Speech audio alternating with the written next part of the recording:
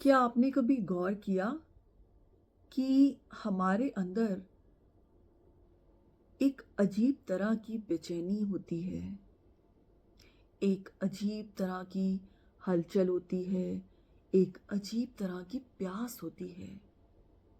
चाहे हम अपनी ज़िंदगी में कुछ भी हासिल कर लें, कुछ भी बन जाएं, जो भी हम पाना चाहते हैं, उसको हासिल करने के बाद भी ये बेचैनी, ये तड़प बनी रहती है। गाइस, क्या कभी सोचा है कि ये क्या है? ये क्यों होती है? ये कैसी बेचैनी है? ये कैसी तड़प, ये कैसी प्यास है? कुछ लोग इसे अपनी ज़िंदगी में जल्दी महसूस कर लेते हैं, कुछ लोग थोड़े वक्त के बाद महसूस करते हैं, लेकिन होती तो हम सभी को है ये बेचैनी। गाइस, ये हमारी आत्मा की बेचैनी है।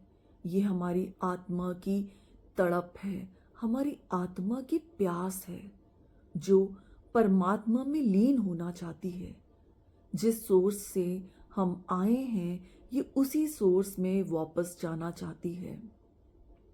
ये हमारी जो आत्मा है, ये परमात्मा में संपूर्ण होना चाहती है, परमात्मा से मिलना चाहती है।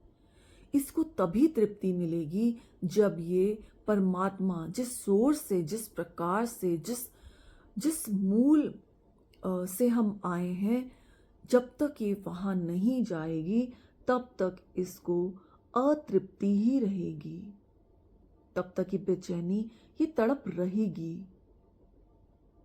चाहे हम इस सृष्टि के चक्र को एक जन्म में पूरा करें, 10 जन्मों में करें या कई 100 जन्मों में करें, और जितनी जल्दी हम इस आत्मा की तड़प को महसूस कर पाएं, उतनी जल्दी हम उस परमात्मा में जाने के रास्ते को, उस आध्यात्मिक मार्ग को अपना सकते हैं।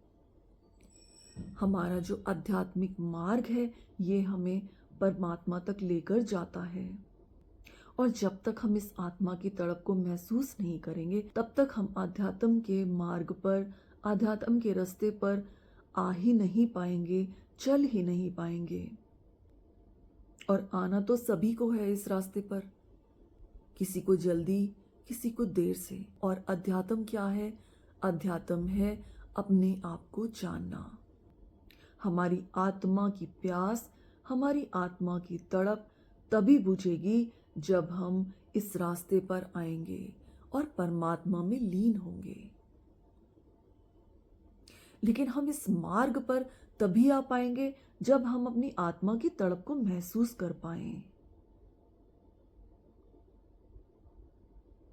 और हम आत्मा की तड़प को तभी महसूस कर पाते हैं जब हम एकांत में अपने साथ कुछ वक्त बिताते हैं, ध्यान में जाते हैं,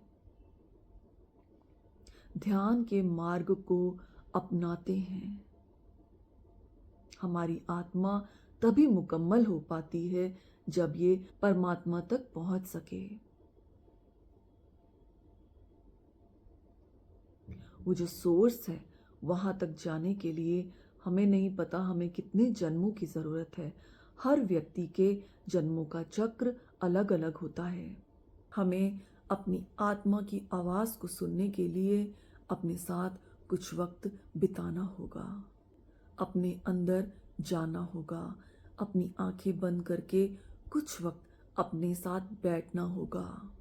उसको कहते हैं, सारे तीर्थ अपने ही अंदर हैं, कहीं जाने की जरूरत नहीं, कोई तीर्थ बाहर नहीं है, सब तीर्थ अपने ही अंदर हैं। हमें अपने ही अंदर डुबकी लगानी होगी।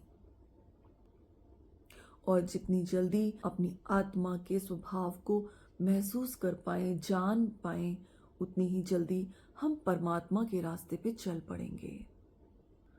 हमें सोचना होगा, अपनी आत्मा को, आत्मा की बेचैनी को, इसकी प्यास को, इसकी तड़प को समझना होगा, इसकी तड़प को सुनना होगा।